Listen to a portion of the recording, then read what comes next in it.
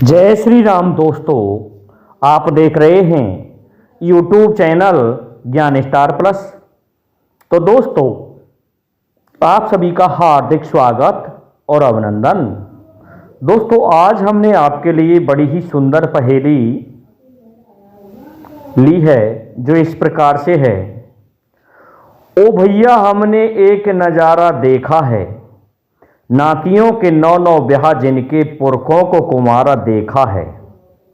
दोस्तों, बड़ी ही सुंदर पहेली है। इसका उत्तर जानने से पहले जो भाई हमारे चैनल पर नए हैं उनसे मेरा निवेदन है कि वे भाई हमारे चैनल को सब्सक्राइब जरूर कर दें, साथ ही बेल आइकन को भी प्रेस कर दें, जिससे कि आने वाले वीडियो का नोटिफिकेशन आपको मिलता रहे। देखिए दोस्तों, बड़ा ही अद्भुत प्रसंग है। आप सभी ने ऐसी घटनाएं जो अब घटित हो रही हैं, जिन्हें हम ऐसी प्रक्रिया कह सकते हैं जिनके द्वारा परखनली जो बच्चे पैदा हो रहे हैं, ये हमारे पुराणों में बहुत पहले ही इनका उदाहरण मिल जाता है कि परख नली से किस प्रकार बच्चे उत्पन्न हुए। तो देखिए, हम सबसे पहले आपको महाभारत का प्रसंग सुनाएंगे, जिसमें हम आपको बताएंगे कि एक बार ऋषि भारद्वाज गंगा के किनारे तपस्या कर रहे थे। लेकिन उसी समय होता क्या है, एक घृताक्षी नाम की अप्सरा जल में नग्न होकर के जल क्रीड़ा कर रही थी और महर्षि भारद्वाज की दृष्टि उस अप्सरा पर पड़ी। अब तो खुले नेत्रों से उसकी तरफ देखने लगे। उसे देख करके क्या हुआ कि उनका शुक्र स्खलित हो गया, जिसे उन्होंने द्रोणी में रख करके बहा दिया। अप्सरा के पास पहुंच गया। कहते हैं उसी द्रोणी से द्रोणाचार्य का जन्म हुआ था। इसलिए ये बात खूब कही है कवि ने कव्वाली के माध्यम से। ओ भैया, हमने एक नजारा देखा है, ओ भैया हमने एक नजारा देखा है, नातियों के 9 ब्याह जिनके पुरखों को कुमारा देखा है, नातियों के 9 ब्याह जिनके पुरखों को कुमारा देखा है। ओ भैया, हमने एक नजारा देखा है। जब ऋषि भारद्वाज तपस्या कर रहे थे तो क्या हुआ, लख अप्सरा को एकदम हुआ अंश का खंडन, खंडन खंडन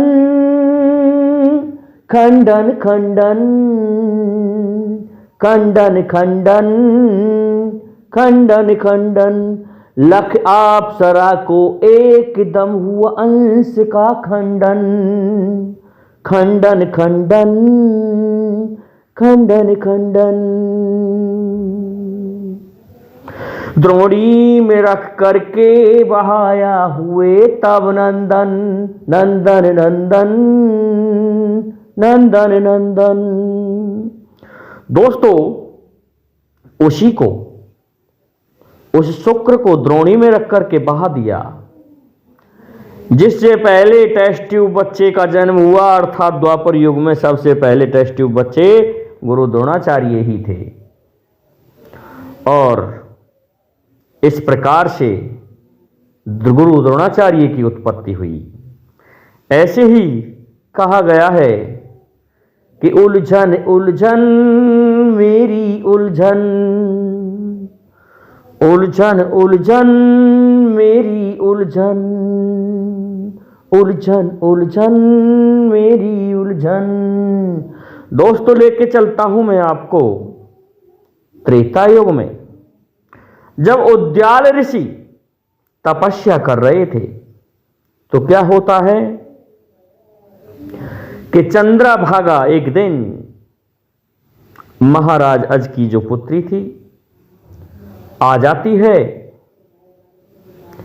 गंगा पर, सरयू पर, और उसे देखा तो मन में ऋषि सोचने लगे कि बड़ी सुंदर राजकुमारी है, ऐसी दुल्हन होनी चाहिए थी। तो क्या सोच रहे थे कि उलझन उलझन मेरी उलझन, उलझन उलझन मेरी उलझन, दुल्हन दुल्हन मेरी दुल्हन। दोस्तों, इस तरह से कामांध होकर के विचार कर रहे थे कि उनका भी शुक्र स्खलित हो गया, जिसे उन्होंने एक दोने में रख करके बहा दिया, और कहते हैं कि उसका एक फूल बन गया। फूल बन गया तो दोस्तों सूंघ लिया राजकुमारी चंद्रभागा ने, और सूंघते ही वो गर्भवती हो गई। अब कहते हैं कि ऋषि तो दुल्हन के चाव में पागल हो रहे थे, और वहां नासकेत का जन्म हो गया। राजा ने देश निकारा दे दिया। कहने लगे, राजा तूने हमारे कुल की सेकी शान घटाई है, और तू यहां से निकल जा। जब नासकेत बड़ा हो गया तो एक दिन बालकों में खेल रहा था, और बालकों में खेलते हुए उससे किसी बालक ने ताना मार दिया कि तुम्हारा पिता कौन है। इस बात का पता चला तो दोस्तों क्या होता है, वो बालक तपस्वी था, और सरयू से कहता है कि जा, मेरा पिता है, तू उसी स्थान पर रुक, क्योंकि माता ने उस दोने को और फूल को दे दिया था। वह फूल जाकर के रुक जाता है ऋषि उद्याल के पास में। और दोस्तों, उलझन उलझन उलझन उलझन मेरी उलझन, उलझन उलझन। दोस्तों, वहां जाकर के वह द्रोणा रुक जाता है, और ऋषि पूछते हैं कि क्या कर रहे हो बालक, कि ये दोना किसका है, कि ये दोना मेरा है। तो तुम मेरे पिता हो, कि मेरी दुल्हन कहाँ है, कि तुम्हारी माँ कहाँ है, कि मेरी माँ अब आ रही है और तुमसे शादी होगी। दोस्तों, निमंत्रण दे दिया जाता है और शादी होने लगती है ऋषि उद्याल और चंद्रभागा की। तो देखिए, उलझन उलझन मेरी उलझन, द्रोणी में रख करके बहाया हुए तब नंदन, उलझन उलझन दुल्हन दुल्हन, दुल्हन दुल्हन मेरी दुल्हन। इस तरह से ऋषि विचार कर रहे थे कि चंद्रभागा के साथ में उनका विवाह हो गया। ओ भैया, हमने एक नजारा देखा है, नातियों के नौनों ब्याह जिनके पुरखों को कुमारा देखा है। देखिए दोस्तों, ये दो पुत्र इसी तरह से हुए थे, और इनके विवाह नहीं हुए इनके पिताओं के, और फिर इनके जो आगे वंशावली बढ़ी, उनके कई कई विवाह हुए। तब कहा गया है कि नातियों के नौ नौ ब्याह जिनके पुरखों को कुआरा देखा है।